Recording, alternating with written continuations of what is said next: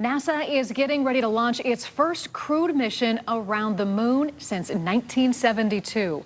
It is just one of the many missions where research and testing is done right here in Northeast Ohio. NASA Glenn pushing ahead even after nearly 600 employees left or were let go. Tonight, we take a closer look at how those cuts are changing the space agency's trajectory here in Northeast Ohio. News 5's Clay Lepard spoke with a lot of different people for this story. Tonight, for the first time, we hear from former employees, area leaders, even NASA's new administrator. Yeah, exciting getting some FaceTime with him. Clay, you crunched the numbers, and the changes at NASA, Glenn, are being felt. Absolutely, Rob and Katie. For perspective, at the start of last year, about 3,200 people worked there. But then the Department of Government Efficiency, or DOGE, came in. Now, a year later, here in Northeast Ohio, we can say that almost one out of every employee at NASA, Glenn, whether a civil servant or contractor, no longer works there.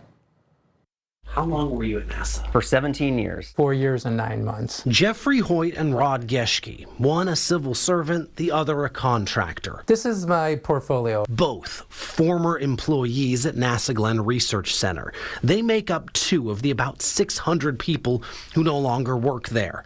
In Jeffrey Hoyt's case, he chose to take part in the Deferred Resignation Program. We call ourselves the DRPers. That meant saying goodbye to the 8 people he managed and his work handling NASA's business contracts. Basically, we buy really cool stuff for really smart people. He left in July, but because of the offer from the federal government, he got paid well into January. When you look back at your 17 years, does last year stand out from the rest of them?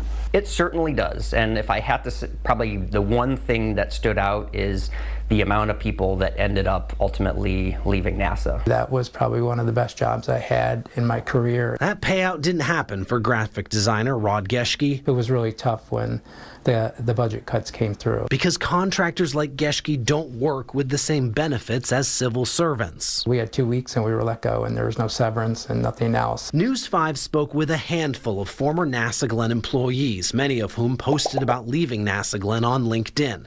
Some who chose to take the buyout, others whose employment was terminated, many of which left the aeronautics and aviation industry, and some even leaving Ohio. It was a challenging year. The common concern going forward, as Beju Shah, the head of the Greater Cleveland Partnership, points out, is over the jobs lost. There's a lot of talent that has now exited the agency that is going to have to be restocked. Maybe we jumped the gun a little too much. The folks that are still there are just going to be stretched more thin. It's going to take NASA Glenn, as well as other NASA centers, time to bring staff back that are going to be able to fulfill the functions that are important for them to execute the mission of the agency. It's not clear if NASA Glenn plans on rehiring or replacing any of those open positions. 2025 was a different year. 2026, I think right now we are absolutely embarking on a second space age. Newly confirmed NASA Administrator Jared Isaacman took over in December, and this week made his first visit to NASA Glenn. Do you see any scenario where some or any of those people are brought back or those jobs are filled? So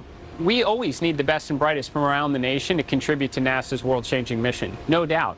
OPM so Office of Personnel Management, is igniting a new hiring program for all the most important technological domains, including space. So we're partnering with them on that. So again, what's different now than it was last year? We have a national space policy that says we need to do a lot of important things. The president says return to the moon, build the moon base, invest in nuclear power and propulsion, create a $50 billion orbital economy, and launch more missions of science and discovery. Of course, that's going to require talent to do so. And with a trip for astronauts around the moon set for next month, plus Glenn's new major role overseeing the development of nuclear power on the moon, people like Geschke and Hoyt remain optimistic for their former employer. I'm still kind of on the sidelines, kind of rooting for NASA, kind of cheerleading for NASA.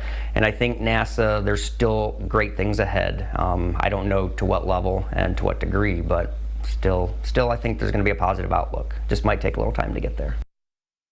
Just to recap, 19% fewer people working at NASA Glenn now compared to a year ago. The center just celebrated 85 years. And with the Artemis mission and that new moon development project, there's plenty of work to be done.